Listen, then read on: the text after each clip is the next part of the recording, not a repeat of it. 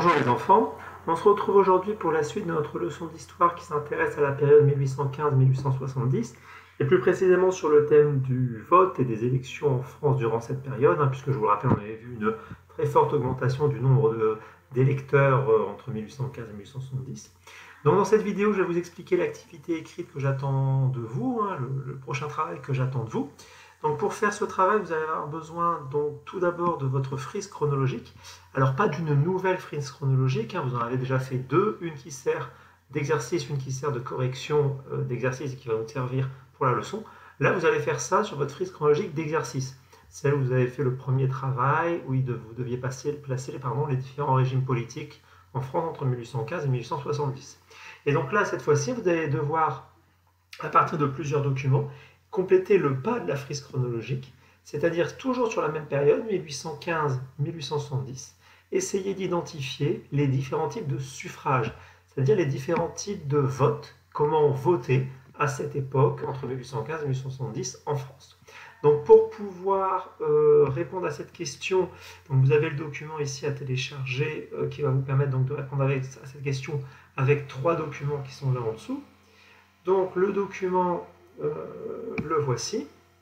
Donc vous avez ici le document 9 qui est ce qu'on appelle un organigramme des différents pouvoirs qui existaient sous la Restauration. Donc, vous savez quels sont les différents régimes politiques. Donc là, vous avez l'explication de comment fonctionne en fait le gouvernement du pays sous la Restauration, et vous trouvez dans ce document une information sur la manière dont on vote à cette époque, pour qui on vote, qui y vote, quelles limites sont mises à ces personnes pour pouvoir voter. Vous avez la même chose, autre document, vous avez la même chose pour le document 10 ici. Donc pour le document 10, vous avez encore une fois un organigramme, et à vous d'essayer de déterminer sur cet organigramme comment on pouvait voter à cette époque, qui votait, avec quelles contraintes et pour qui. Voilà. Et enfin, dernier document que je vous propose pour pouvoir travailler sur les différents types de suffrage, un texte écrit par Alexis de Tocqueville qui raconte le déplacement des villageois de Tocqueville, son village, vers le bureau de vote pour l'élection de l'Assemblée nationale le 23 avril 1848. Je vous en prends la lecture. Nous devions aller voter ensemble au bourg de Saint-Pierre, éloigné d'une lieue, environ 4 km, de notre village. Le matin de l'élection, tous les électeurs, c'est-à-dire toute la population mâle au-dessus de 20 ans, se réunirent devant l'église. Tous ces hommes se mirent à la file deux par deux, suivant l'ordre alphabétique. Je voulus marcher au rang que m'assignait mon nom, car je savais que, dans les pays et dans les temps démocratiques, il faut se faire mettre à la tête du peuple et ne pas s'y mettre soi-même.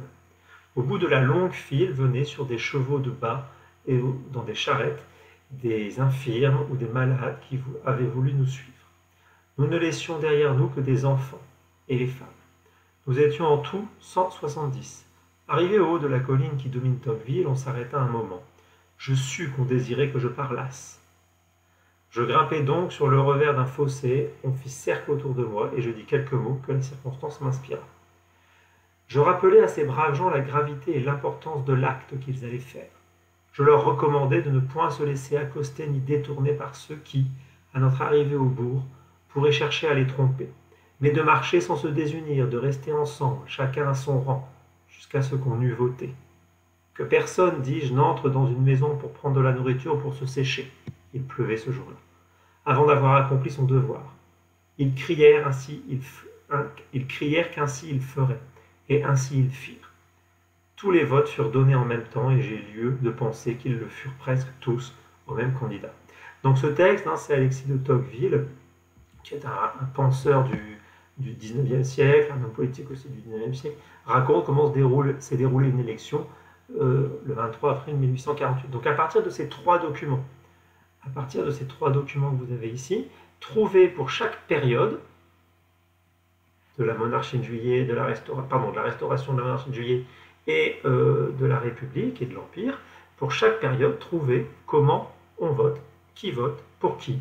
Et vous me placez ça sur votre frise chronologique en me mettant les dates qui correspondent. Les dates, on les a déjà mises dans la correction des différents régimes politiques, il n'y en a pas d'autres à ajouter.